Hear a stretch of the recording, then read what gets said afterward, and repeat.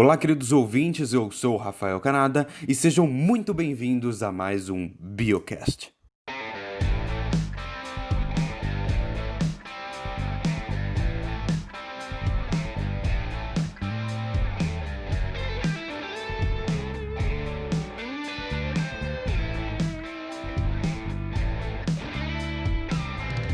Hoje eu estou com Carlos, João Pedro e Matheus para conversarmos sobre os dinossauros.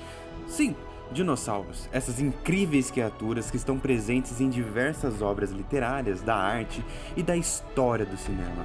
Por exemplo, quem nunca assistiu os filmes de Jurassic Park?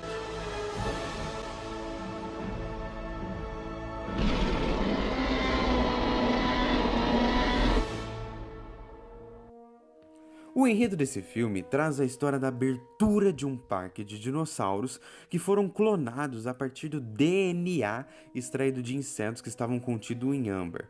Para quem não sabe, âmbar ele é um tipo de resina fóssil. Mas nem preciso te contar, essa abertura desse parque não acaba tão bem assim. Mas calma, mantenha sua calma. Por meio da continuação desse podcast, você poderá entender melhor toda essa questão de como funciona o DNA. Mais especificamente, já o Pimenta vai explicar como funciona isso daqui. Mas antes eu tenho algumas considerações a fazer. E se eu te falar hoje que nós só existimos graças à extinção deles? É bem provável que se eles não estivessem desaparecidos, a humanidade não estaria aqui, nesse exato momento, dominando o planeta e construindo civilizações. Dinossauros são bem legais, mas sabe o que é legal mesmo? A ciência. Uma das coisas mais legais da ciência, na minha visão, é que você consegue entender sobre vários assuntos, como os dinossauros, sem ter conhecido eles pessoalmente. E eu acho que isso foi bom, né? Imagina a gente sobrevivendo junto com esses bichos? Meu Deus, hein? Mas para você ter uma ideia, hoje o ser humano conhece centenas de espécies diferentes. Na verdade, durante todo o ano, mais de 30 espécies de dinossauros são descobertas pelo mundo. Sabemos o que cada um comia e como cada um se comportava. Mas antes de pensar nessas situações, temos que compreender um dos fatores que mais influenciaram para sua existência: o planeta primitivo, como era a atmosfera, a fauna e a flora naquela época. Além disso, seria interessante a gente falar um pouco sobre a fisiologia desses dinossauros. Como a gente sabe, o planeta é dividido em eras, e durante o Jurássico, o clima quente e úmido fez com que as florestas se proliferassem, o que fez a diversidade de plantas se tornar muito maior. Aquelas predominantes eram cicádeas, ginkgos e coníferas gigantescas, as famosas sequoias. Também é nesse período que surgem as primeiras plantas com flores, o que nós conhecemos como gimnospermas. A fauna do Jurássico é marcada pela hegemonia dos répteis em todos os ambientes: dinossauros na terra, pterossauros no ar e plesiosauros no mar. O período também é marcado pelo surgimento das primeiras aves e dos primeiros mamíferos verdadeiros. Nos oceanos, além dos plesiosauros, também existiram crocodilos marinhos, tubarões já muito parecidos com os atuais, e outros répteis marinhos. Começaram a surgir dinossauros mais evoluídos e inteligentes, que eram superiores aos primitivos répteis do Triássico. Bom, existem dinossauros dos mais variados tipos, e se eu ficasse falando de cada espécie nesse podcast, duraria dias. Mas vamos analisar algumas características. As principais dos dinossauros, tendo em conta que são répteis, são animais ovíparos, pele escamosa e temperatura corporal variável. Cerca de 700 espécies de dinossauros foram descobertas, dentre herbívoros e carnívoros, sendo os grupos mais conhecidos dos terópodes, que eram aqueles dinossauros bípedes, considerados os maiores carnívoros do planeta. Nessa classe, muitos deles eram onívoros. Saurópodes, dinossauros quadrúpedes, os quais eram considerados um dos maiores animais do planeta Terra. Eles possuíam um corpo avantajado, com um pescoço longo e cauda também longa, mas a cabeça deles eram pequenas. Ceraptopsídeos, dinossauros quadrúpedes e herbívoros, esse grupo possuía protuberâncias na cabeça, ou seja, uma espécie de chifre. Estegossauros, dinossauros quadrúpedes e herbívoros dos corpos gigantes e cabeças menores. Esse grupo possuía placas ósseas nas costas, sendo os mais importantes do gênero. Anquilossauros, os dinossauros herbívoros que continham uma carapaça nas costas que servia de armadura. Além disso, a cauda deles era formada por espinhos. e na ponta possuía uma espécie de clava que os protegiam de diversos predadores. Ornitopodes, grupo de dinossauros herbívoros chamados também de dinossauro bico de pato, uma vez que a boca era um formato de bico. Possuíam um sistema de mastigação bem desenvolvido, e algumas espécies eram bípedes, mas outras quadrúpedes. Antes de eu passar a palavra pro Pimenta, quero recomendar um jogo chamado Ark Survival Evolved. Nele o jogador tem que conviver com dinossauros dos mais diversificadas espécies para garantir a sobrevivência. Além disso, o jogo te ensina sobre a classe desses seres, ambiente primitivo e composição do corpo desses animais, como a pele queratinizada. Obviamente, esse jogo não condiz com a realidade, porque o ser humano não existiu de forma concomitante com os dinossauros. Mas calma, você vai entender isso também ao longo desse podcast. Agora, sem mais delongas, seja muito bem-vindo, Matheus Pimenta. Pode dissertar à vontade e, se quiser, me fazer uma pergunta. Olá, meu nome é Matheus, segundo colegial. Vou fazer uma pergunta para o meu jovem Rafa. Eu queria saber, Rafa, se é verdade que o Jurassic Park passa no período Cretáceo ou não Jurássico? Matheus, essa pergunta é muito interessante, a maioria das pessoas tem ainda dúvidas sobre isso. Sim, na verdade o filme deveria se chamar Cretacic Park, porque nós sabemos através dos fósseis que os dinossauros apareceram cerca de 230 milhões de anos atrás, no período Triássico, viveram por 165 milhões de anos durante o Jurássico e quase todos eles foram extintos há 65 milhões de anos no período Cretáceo. Do período Jurássico no filme temos apenas o Brachiosauro e o Dilophosauro. Além disso, não há evidência de que o Dilophosauro cuspia veneno e abriu uma coroa no pescoço. Se essa é a sua pergunta, pode aí dar continuidade. E hoje eu vou falar sobre genética. Já parou para pensar como a genética ela pode ser incrível? Que através dela podemos criar ou modificar coisas, como frutas, plantas e até mesmo a gente. Vamos dar exemplo. Hoje você pode, por meio da genética, escolher que cor de olho que seu filho nasce, até o tamanho que ele cresce. Ou até mesmo podemos olhar as frutas sem sementes, que são modificadas geneticamente. Mas agora, vamos entender o que é genética. Genética é um trabalho da biologia, preocupado com o estudo de genes, variação genética hereditariamente em um organismo. A genética já vem sendo estudada há muito tempo, mas apenas no século XIX o cientista Gregor Mendel foi o primeiro a estudar genética cientificamente. No filme Jurassic Park, eles conseguem criar animais extintos em vida. Isso retrata no filme quando um mosquito com sangue de um dinossauro fica preso em um âmbar da árvore e não se decompõe. Também devemos lembrar, não é tão simples mexer no genes como parece. Isso é separado em vários fatores. Pimenta, muito obrigado por essa aula. Agora eu vou passar a palavra para o Carlão, para ele poder dissertar o seu tema e perguntar alguma coisa para você, se ele quiser. Ô, Pimenta, de onde vem esse âmbar aí que ele pode conservar um mosquito dentro dele milhões e milhões de anos? De onde vem esse material, esse tipo de negócio aí? Bom, o jovem Carlos perguntou aqui, ele queria saber o que é âmbar. Âmbar é uma resina fóssil, produzida por árvores tropicais, dando destaque ao pinheiro. Essas resinas agem como proteção contra bactérias ou ataques de insetos, que perfuravam as cascas até atingir o cerne das árvores. Beleza, Pimenta. Carlão, pode dar procedimento. Sobre a seleção natural, a gente pode falar sobre o Velociraptor.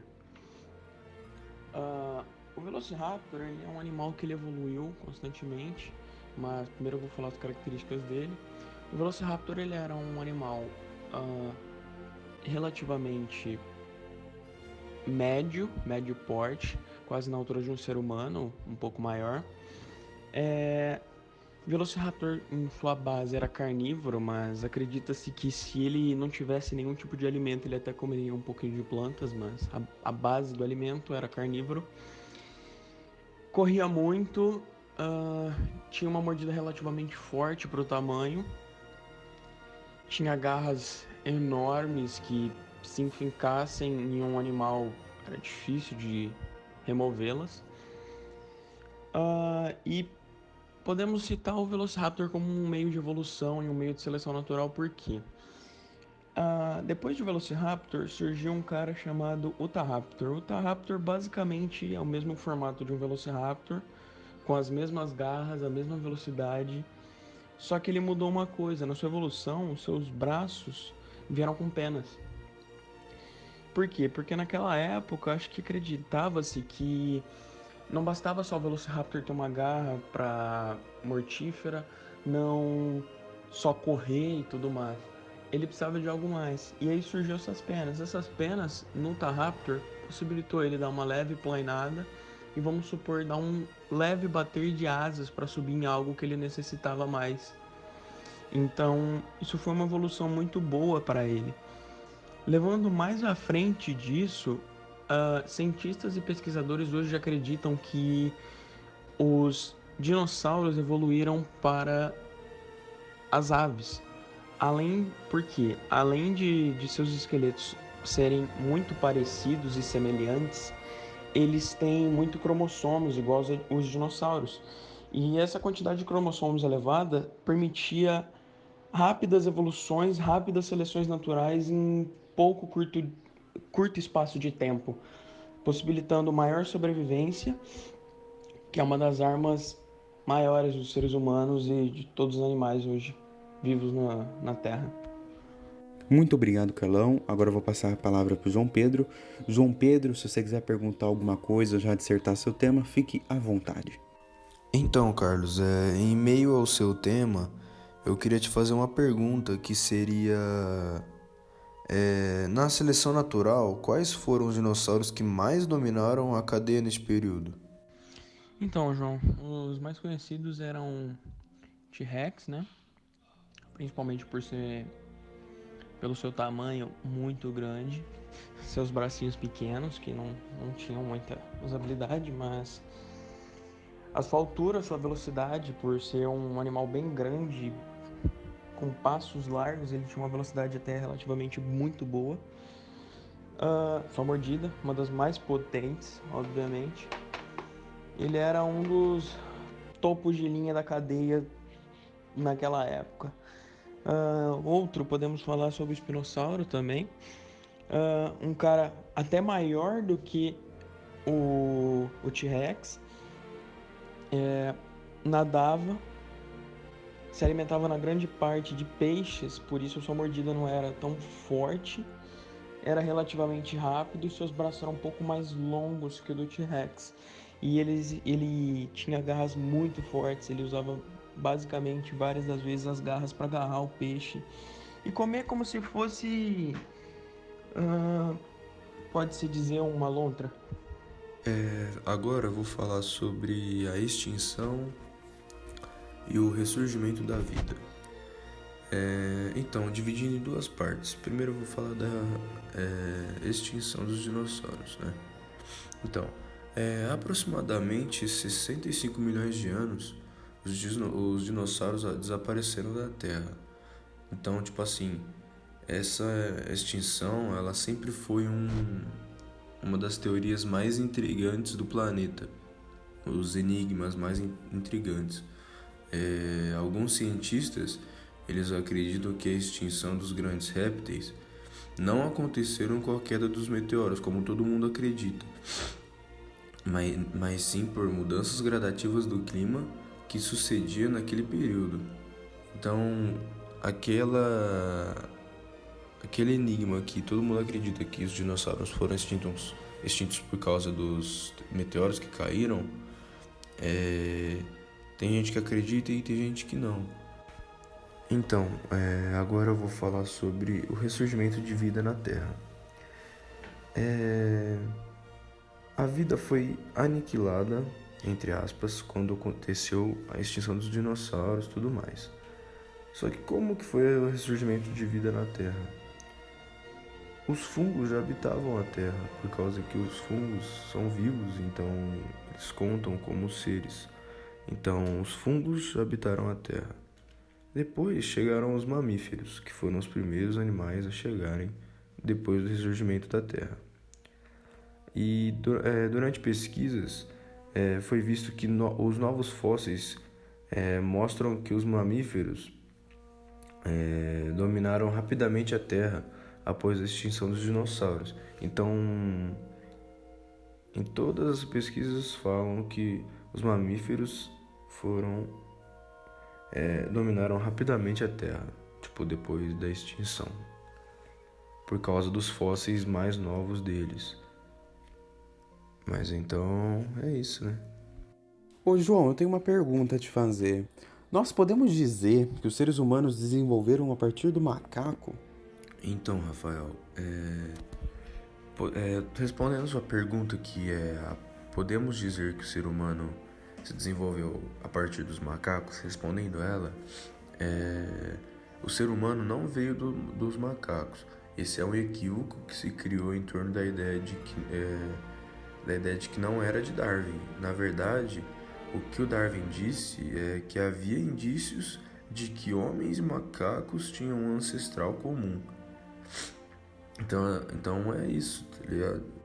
Muito obrigado, João. Então esse é mais um episódio de Biocast que vai chegando ao fim. Agradeço a todos os ouvintes que se mantiveram atentos até aqui. Esse é um trabalho realizado pelos alunos do 2º ano do ensino médio, Carlos, Matheus, João Pedro e Rafael, Colégio Criarte 2020. Também agradeço ao professor Márcio e a Patrícia por essa disponibilidade como atividade avaliativa. Muito obrigado e até logo.